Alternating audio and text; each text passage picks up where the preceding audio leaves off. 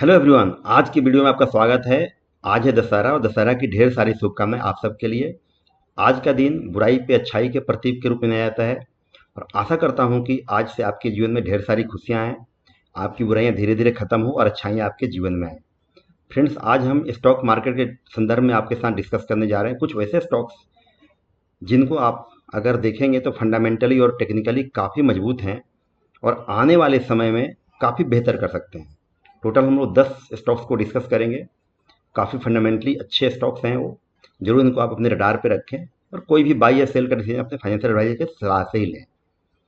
First company है friends, computer age management services limited, जिसको हम लोग कैम्स बोलते हैं। Company mutual fund transfer agency के रूप में काम करती है। काफ़ी पुरानी कंपनी है और ये प्राइमरी इशू के भी ट्रांसफर एजेंट के तरीके से काम करती है। कंपनी का मार्केट कैप 22,000 करोड़ का है। स्टॉक पी 58 का है। ROC 48, ROE 40 है और पिछले काफ़ी दिनों से अच्छे परफॉर्मेंस दिखा रही है। अगर इसको चार्ट को देखेंगे तो चार्ट देखते ही आपको लगेगा कि क्या कंपनी ज़बरदस्त है। आप किसी भी टाइम फ्रेम इसको बाई करें तो आपको रिटर्न अच्छे जनरेट आपको करके दे रही है कंपनी। इधर कुछ दिनों से साइडवेज चल रही है, 2-3 महीने से, तो आपको अच्छा मौका हो सकता है इसमें एंट्री के लिए।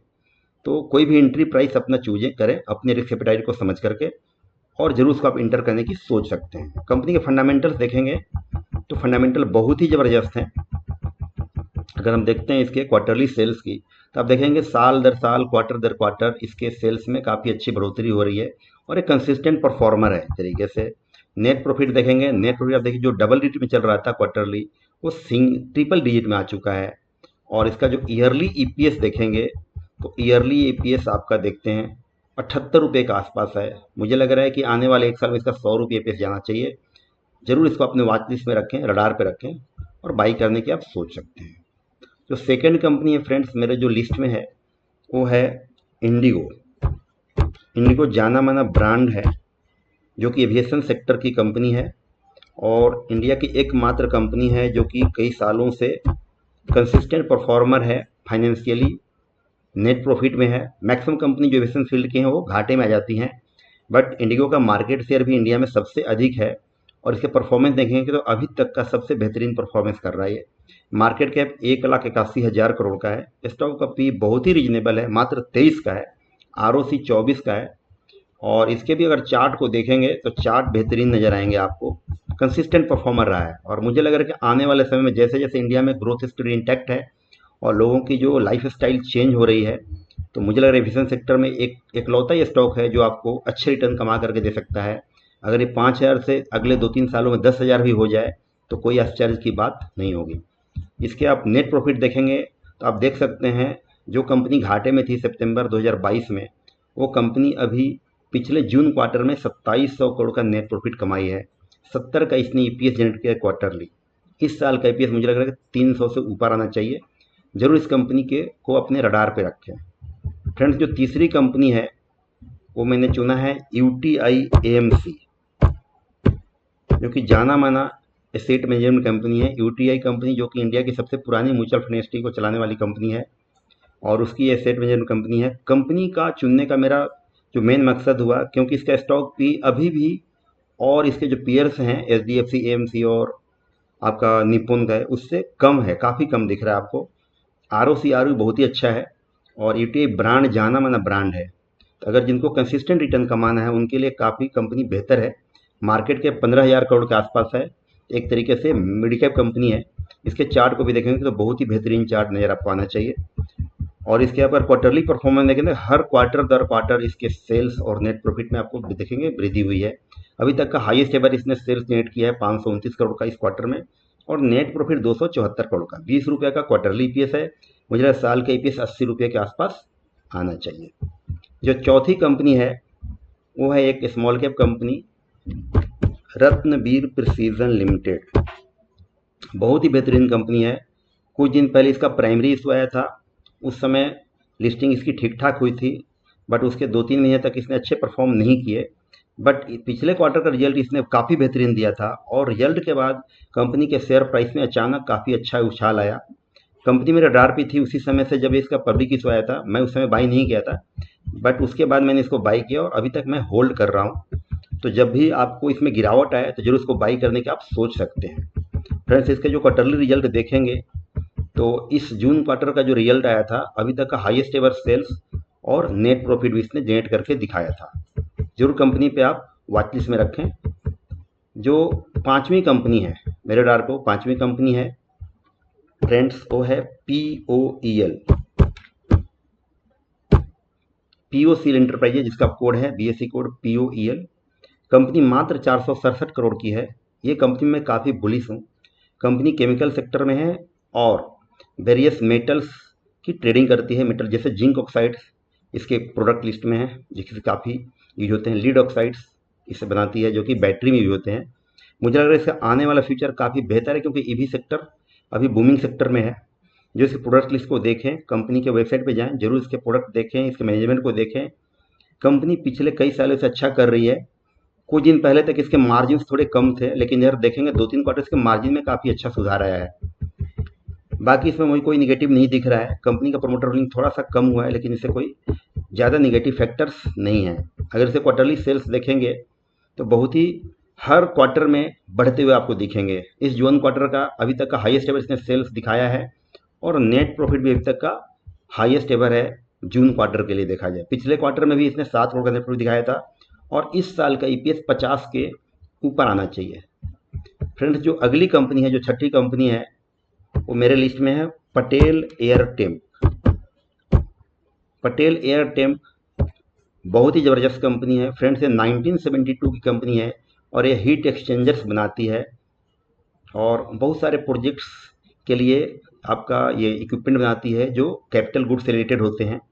तो अभी चूंकि मैन्युफैक्चरिंग सेक्टर बूमिंग सेक्टर है, तो इसके प्रोडक्ट्स की काफ़ी डिमांड अच्छी है। कंपनी चूंकि बहुत ही पुरानी है और काफ़ी वेल एस्टेब्लिश कंपनी है, तो मुझे लग रहा है आने वाले समय इसके प्रोडक्ट्स और सेल्स होंगे और कंपनी का जो मार्केट कैप वो 420 करोड़ का दिख रहा है।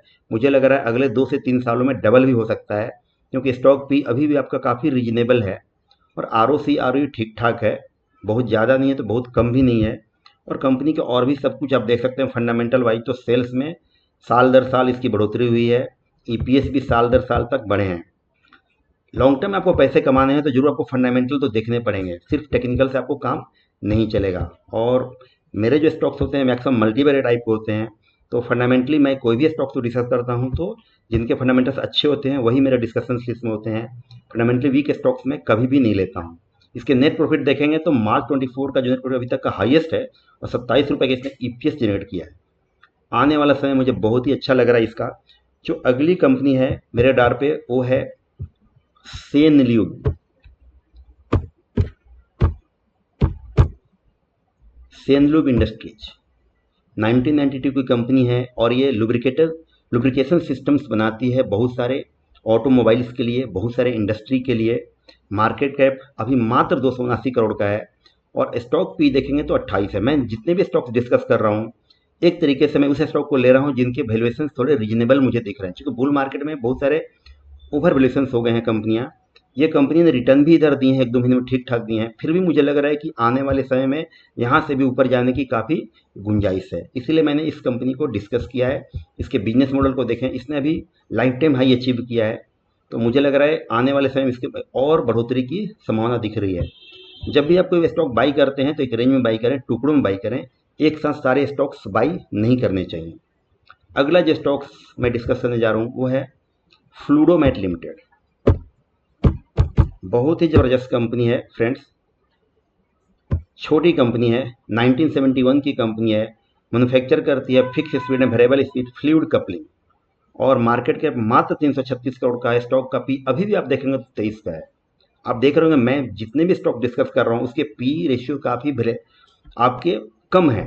ROC ROE देख रहे हैं ज़बरदस्त है, 32 और 23 का है। बुक वैल्यू 124 का है। कंपनी का ईयरली हाई 756 है, 756 से थोड़ा करेक्ट हुआ है और मुझे लग रहा है कि अगर जिनको बाई करना है तो जिस करेक्शन से थोड़ी बहुत बाई कर सकते हैं।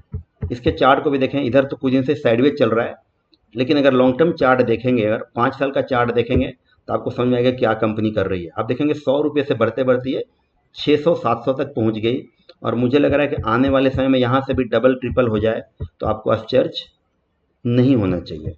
फ्रेंड्स, जो अगली लिस्ट है मेरे डार पे है वो है हॉस्पिटल सेक्टर की एक कंपनी, जो कि यथार्थ हॉस्पिटल।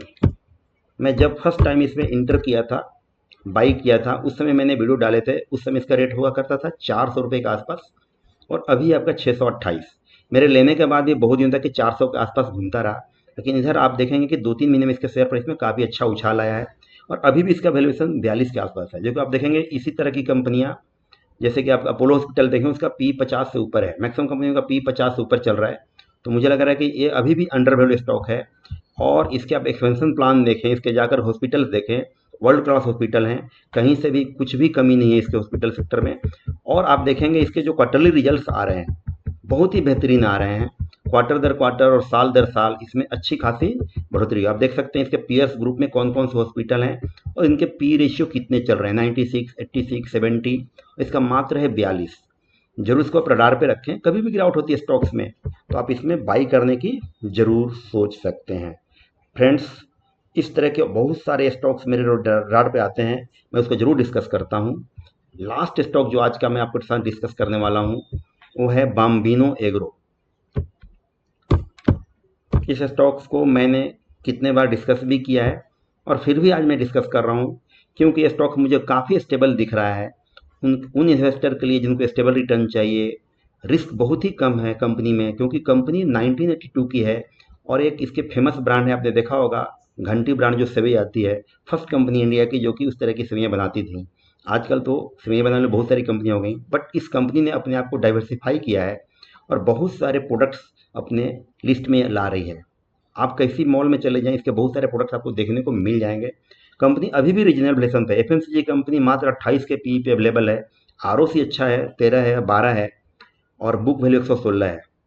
अगर यहाँ से भी प्राइस इसके डबल हो जाए 2-3 सालों में, तो कोई आपको आश्चर्य नहीं होना चाहिए। कंपनी में मुझे तो कोई बुराई नहीं दिख रही है। कंपनी के शेयर प्राइस जिसने ऑल टाइम हाई मारा था करीब 460 के आसपास, मुझे लग रहा है कि इस क्वार्टर के रिजल्ट के बाद उस ऑल टाइम हाई को तोड़ना चाहिए। इसके रिजल्ट देखेंगे तो क्वार्टर दर क्वार्टर और साल दर साल काफ़ी अच्छे बढ़ोतरी दिख रही है। जून क्वार्टर में अभी तक इसने हाईएस्ट एवर सेल्स जनरेट किया था। जून को अगर आप देखें तब, चूंकि इसका सीजनल बिजनेस होता है, तो थोड़ा आपको इसको जो कंपेयर करते हैं हम लोग पिछले साल के जून से कंपेयर करते हैं, जो कि 76 था, अभी है 81 करोड़ का। क्वार्टरली ईपीएस इसका आया था 3.5 रुपये के आसपास। मुझे लग रहा है साल का ईपीएस 15 से ऊपर आना चाहिए। तो आप समझ सकते हैं यहाँ से इसमें शेयर प्राइस में कितनी बढ़ोतरी हो सकती है। फ्रेंड्स, इस तरीके से हमारा जो भी स्टॉक्स मैंने आज डिस्कस किया है, टोटल 10 स्टॉक्स, इस पे मेरी कोई बाई या सेल का रिकमेंडेशन नहीं है, सिर्फ मैंने डिस्कशन किया है एजुकेशन पर्पज़ के लिए। आप समझें, कंपनी के बिजनेस को समझें, अपने रिस्क एपेटाइट को समझें, तभी आप कोई निवेश करने की सोचें। क्योंकि मैक्सिमम कंपनियां मेरी छोटी कंपनियां होती हैं, तो उसके उतार चढ़ाव काफ़ी ज़्यादा होते हैं। मैंने आज कुछ मिड कैप और लार्ज कैप भी कंपनियों को लिया है, जिससे कि आपका सारा पोर्टफोलियो एक स्टेबल पोर्टफोलियो बन जाए। इस तरीके से अगर आप कोई पोर्टफोलियो बना के चलते हैं तो आपका रिस्क भी कम हो जाता है और रिटर्न भी आपको अच्छे खासे मिल सकते हैं। फ्रेंड, इस तरह के और वीडियो देखने के लिए जरूर मेरे चैनल को सब्सक्राइब करें, बेल आइकन को जरूर प्रेस करें, वीडियो पसंद है तो जरूर शेयर करें, लाइक करें, कमेंट करें। क्या इन 10 स्टॉक्स में, क्या आपके पोर्टफोलियो में कुछ स्टॉक्स हैं? अगर हैं, जरूर कमेंट करके बताएं। अगर आपको कोई स्टॉक्स की जानकारी चाहिए फंडामेंटल टेक्निकल वाइज, जरूर डिस्कस करें मेरे साथ, जरूर कमेंट करके बताएं। फ्रेंड्स, मिलते हैं हम लोग फिर नेक्स्ट वीडियो में।